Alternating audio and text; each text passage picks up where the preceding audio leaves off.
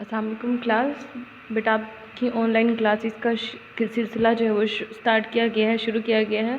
तो उसके लिए जो है सबसे पहला चैप्टर जो है मैंने चैप्टर नंबर 6 सेलेक्ट की है बायो का, ताकि इजी चैप्टर है, आपको पढ़ने में भी मुश्किल ना हो, इसीलिए हमने इस चैप्टर से स्टार्ट लिया।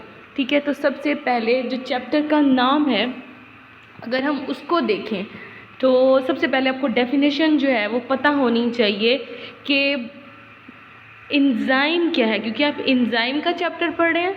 तो सबसे पहले जो है आपको एंजाइम के बारे में पता होना चाहिए कि एंजाइम क्या है। तो सबसे इजी डेफिनेशन है, ये मैंने अंडरलाइन कर दी है, मैंने इसलिए बुक ही को कंसीडर किया है ताकि आपको याद करने में मुश्किल ना हो। तो आप ये देखें, एंजाइम की डेफिनेशन को मैंने अंडरलाइन कर दिया है। आप इसकी डेफिनेशन को पहले हम रीड आउट करते हैं, फिर इसको समझने की भी पूरी कोशिश करेंगे कि एंजाइम क्या है। Enzymes are the protein. ठीक है, एंजाइम क्या है? प्रोटीन है, अमाइनो एसिड्स हैं दैट कैटालाइज, ठीक है, catalyse the biochemical reaction and are not change during the reaction. ठीक है, तो एंजाइम्स क्या है? प्रोटीन है जो कि कैटालाइज। अब कैटालाइज का क्या मतलब है?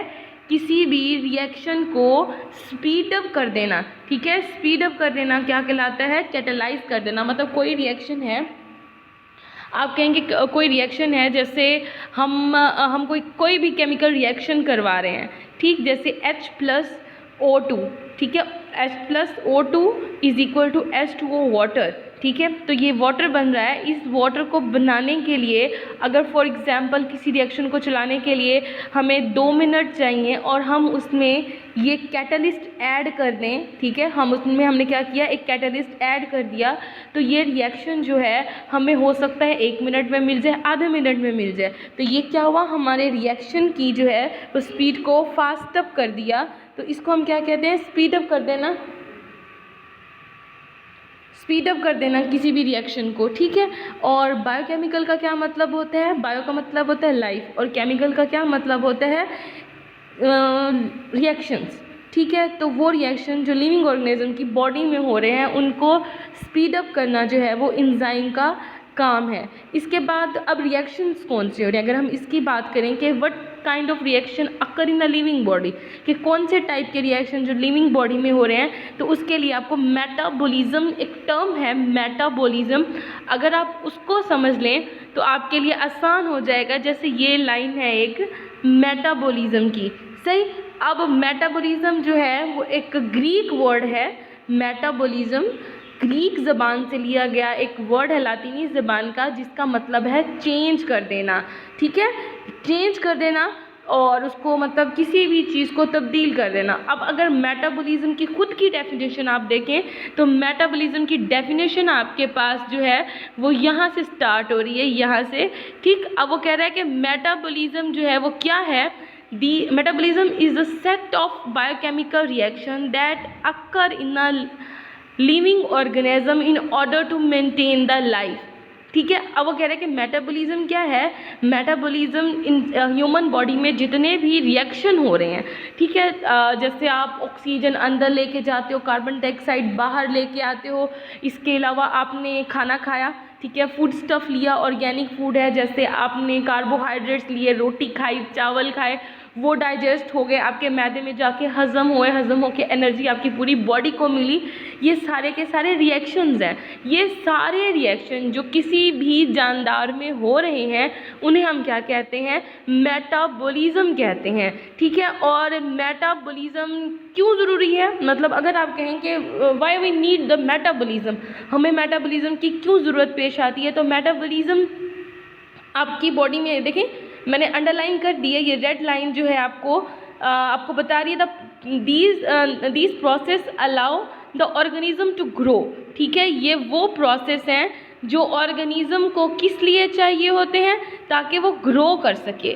ठीक, तो किसी भी ऑर्गेनिज्म को ग्रो करने के लिए, ठीक है, ग्रो करने के लिए the process allow to organism to grow, आपका साइज बढ़े, आपकी बॉडी में रिएक्शन होंगे, मेटाबॉलिज्म होगा, एनर्जी बनेगी, प्रोटीन बनेगी, वो प्रोटीन क्या करेगी, आपका कद बढ़ाएगी, आपका वेट बढ़ाएगी, ठीक है। तो मेटाबॉलिज्म की ज़रूरत क्यों पड़ती है, ताकि आपकी बॉडी में चेंज आ सके, चेंज आ रहे होते हैं तो इसलिए भी हमें ज़रूरत पड़ती है टू रिप्रोड्यूस मतलब किसी भी जानदार ने अपनी नस्ल आगे बढ़ानी है तो उसके लिए भी मेटाबॉलिज्म की ज़रूरत पड़ती है।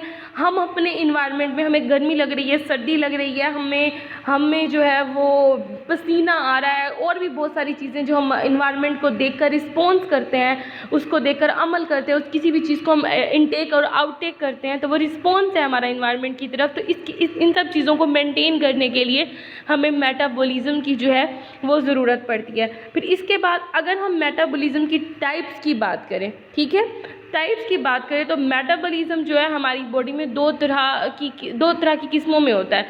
मतलब मेटाबॉलिज्म की दो मेन टाइप्स हैं, वो भी यहाँ पे मैंने अंडरलाइन कर दी हैं डेफिनेशंस के लिए ताकि आपको मुश्किल ना हो। एनाबोलिज्म देखें, ये है एनाबोलिज्म की डेफिनेशन। अब वो कहते हैं anabolism include the biochemical reaction in which large molecule are synthesised, ठीक है। अब इसमें क्या होता है कि एनाबोलिज्म जो है ऐसा प्रोसेस है जिसमें छोटे छोटे ब्लॉक्स मिलते हैं, ठीक, छोटे छोटे ब्लॉक्स मिलेंगे या छोटे छोटे मॉलिक्यूल्स मिलेंगे और एक बड़ा मॉलिक्यूल बना देंगे, ठीक है। एनाबोलिज्म जैसे आप एक एग्जाम्पल ले लें A+B, ठीक है। A+B आपने केमिस्ट्री में रिएक्शन पढ़े होंगे, जैसे H+O2 is equal to H2O water, ठीक है। A+B is equal to AB, तो A और प्लस B मिले और AB बना दें, या फिर A+B+C मिले और वो क्या बना दे ABC, तो एक केमिकल रिएक्शन है किस तरह से, तो 1 2 3 यूनिट मिले, 2 मिले, 3 मिले और उन्होंने एक बड़ी चीज़ बना दी, तो ये एनाबोलिज्म में हमेशा लार्ज प्रोटीन्स बनती हैं, ठीक है। और इसके बाद आपके पास कैटाबोलिज्म की डेफिनेशन है, तो catabolism include the biochemical reaction in which large molecules are broken down.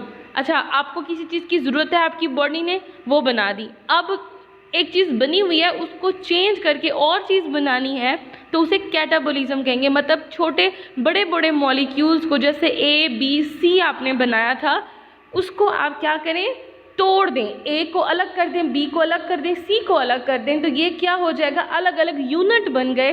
अब इनको आप क्या कहेंगे, ये किस चीज़ का प्रोसेस है, कैटाबोलिज्म का प्रोसेस है। इसी तरह से हमारी बॉडी में एनाबोलिज्म की मदद से जो है बड़े बड़े मॉलिक्यूल्स बनते हैं और कैटाबोलिज्म की मदद से छोटे छोटे मॉलिक्यूल्स को बनाया जाता है।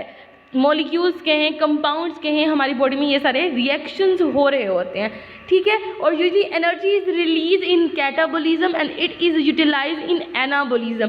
अब वो कहते हैं कि कैटाबोलिज्म जब चीज़ को हम तोड़ रहे हैं तो उसमें हमारी एनर्जी रिलीज़ हो रही है और वही एनर्जी मतलब खारिज हो रही है और वही एनर्जी हम नया मॉलिक्यूल एनाबोलिज्म मतलब एक नया मॉलिक्यूल बनाने में लगा देंगे। जाहिर सी बात है, आप किसी चीज़ को तोड़ेंगे तो एनर्जी लगाएंगे, ठीक है। एनर्जी टूटने में लगेगी और बनाने में आपको एनर्जी देनी पड़ेगी। तो वो यही कह रहे हैं, रिलीज इन कैटाबोलिज्म के नतीजे में एनर्जी खारिज होती है और एनाबोलिज्म के नतीजे में एनर्जी जो है यूटिलाइज देनी पड़ती है उसे।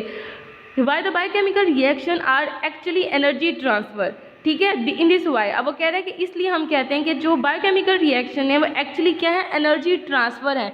एक में हम दे रहे हैं, एक में हम ले रहे हैं एनर्जी, तो एक फॉर्म में एनर्जी दूसरी फॉर्म में कन्वर्ट हो रही है। During metabolism chemical are transfer from one form to another form by enzyme. अब कह रहा है कि देखें, हमने कहा मेटाबॉलिज्म हम लोगों ने पहले किस चीज़ की डेफिनेशन पढ़ी, एंजाइम की डेफिनेशन पढ़ी। अब एंजाइम इस्तेमाल कहाँ होते हैं, मेटाबॉलिज्म में इस्तेमाल होते हैं। वो यही बात कर रहे हैं, during metabolism chemicals are transfer, ठीक है, chemicals are during metabolism chemical are transfer, ठीक है, from during metabolism chemical are transferred from one form to another form by enzyme। Enzyme की मदद से जो है वो एक चीज़ से मॉलिक्यूल जो है वो दूसरे मेरे कहने का मतलब ये है कि मेटाबॉलिज्म में केमिकल्स जो हैं वो ट्रांसफ़र हो रहे हैं एक फॉर्म से दूसरी फॉर्म में एंजाइम की मदद से। और जो एंजाइम, ठीक है, enzymes are जो metabolism because they act as a biocatalyst and speed up the regulate the metabolic pathway। वो कह रहे हैं कि जो एंजाइम जो हैं लिविंग ऑर्गेनिज्म में रिएक्शन को स्पीड अप कर रहे हैं, कैटलिस्ट जो है स्पीड अप कर रहे हैं, उन्हें हम क्या कहते हैं, बायो कैटलिस्ट कहते हैं। ठीक है, होप सो आपको ये जो है वो सारी चीज़ें समझ आ गई होंगी। अगर कुछ समझ नहीं आया तो आप मुझसे कांटेक्ट करके भी इन चीज़ों को समझ सकते हैं। और डेफिनेशन इसीलिए आपकी मदद के लिए जो है मैंने ये डेफिनेशंस जो है मैंने अंडरलाइन कर दी हैं। आप इन्हीं डेफिनेशंस को याद करें, इंशाल्लाह आपको पेपर में जो है वो मदद मिलेगी। बाकी बेस्ट ऑफ लक आपकी स्टडीज़ के लिए, wish you best of luck and for your future and for your study. फी अमानिल्लाह।